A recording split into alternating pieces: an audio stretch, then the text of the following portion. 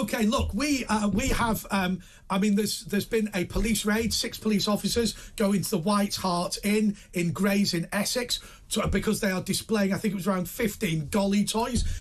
We were asking the question before. We can see the footage of the raid now. But we were asking the question before about why is it that we're always interested about racism, but we're not interested in sexism? Exactly. Why is it that a man can dress up as a woman and do drag, but can't dress up as a black person? Why don't we bring in, for some sanity, Rafe Heydel-Mankoo, who's a historian, who's going to tell us about the history of the golly toys, or whatever you want to call them. Rafe. Hello there, good to be with you, and good to hear some common sense from my old friend Benjamin on the sofa there. All right, yes. stop being nice, you know, he'll demand a bigger fee. What a story this is, you know. I was just thinking, it's got to the point in Britain today where if you phone the police to say that you've got a burglar downstairs, they'll more than likely say they'll call you back tomorrow. But if you say he's dressed up as a gollywog, you'll have the blue lights and the sirens there within minutes today.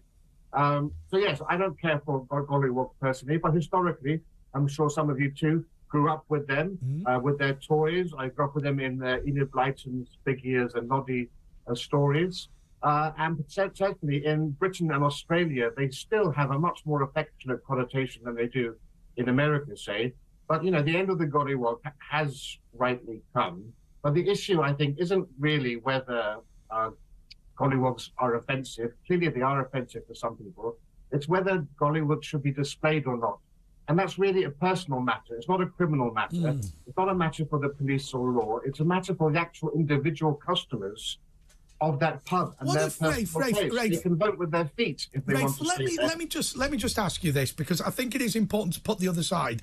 That has always been, or at least always has been recently, a prohibition on anything that would threaten or intimidate people. I mean, you know, when there used to be in the 1960s and 70s, no dogs, no blacks, no Irish on the doors of pubs in the East End of London. I mean, it seems quite comical now, but of course it was deeply offensive at the time.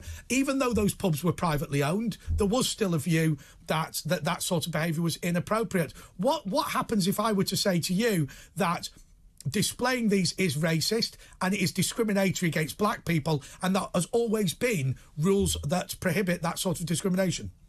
No one has the right not to be offended. You can just leave the pub if you don't care what's going on there. Okay. The key thing here to remember is the speed with which society has changed in the last few years. Yeah. Because I think most people will actually be quite surprised to know how split the country is on the issue of gollywogs, especially if you just watch social media. Now, YouGov had a poll done 6 years ago in which it found that 63% of the British public did not think it was racist to display or to sell gollywogs versus 17 who did think it was. And 53% of them thought it was perfectly acceptable to actually sell gollywogs and to display them. And remember, it's only 2000. One second, sorry if I can just say, it was only in 2002 actually that we removed the massacre from Robertson Marmalade, and in 2010 that great black activist Oprah Winfrey had no problems with gollywogs. When she went to Australia on a tour, she had a party for over 100 people in a shop which had several large gollywog dummies on display,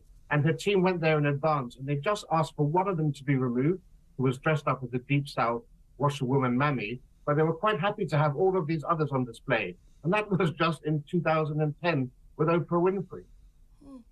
You see, the thing is, I agree with the fact that we've got to learn from history. You can't just erase it. You can't just get rid of history. And this story does have a background of But my understanding is that golly is a toy, and it's not, and it's WOG, working on government service, and so what would happen is, I might be wrong on this, Rafe, but people working for the British Empire would have WOGS on their back, working on government service, as their uniform, which got them a certain nickname, and the golly toys were just played with by their kids, and that's the whole story. No, that's actually a complete well-known myth. Oh, is it? As well as it being a Weasley Oriental gentleman is the one that often had a great deal of traction. The term "wog" actually first started with reference to basically what it means. It's jolly foreigners. Right. So someone once said of Churchill thinks wogs start at the Channel in France. Right. But really, it meant firstly people living in southeastern Europe, Italians and Spanish. Right.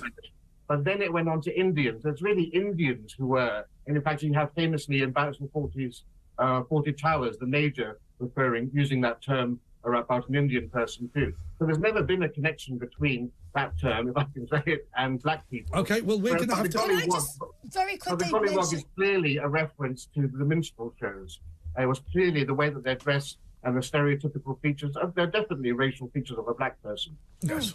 Yeah, well, can I just mention something that happened within my environment? So I've got a very close friend who lost a child to sudden infant death syndrome, and it was back when I was young, so this person would now be in their 40s, and she's got a very treasured professional picture with one of these golly toys within the picture, and that's really important to her, and I know that it doesn't come from any bad place at all, and if she thought that she couldn't show that picture, it would be really severely upsetting. Okay,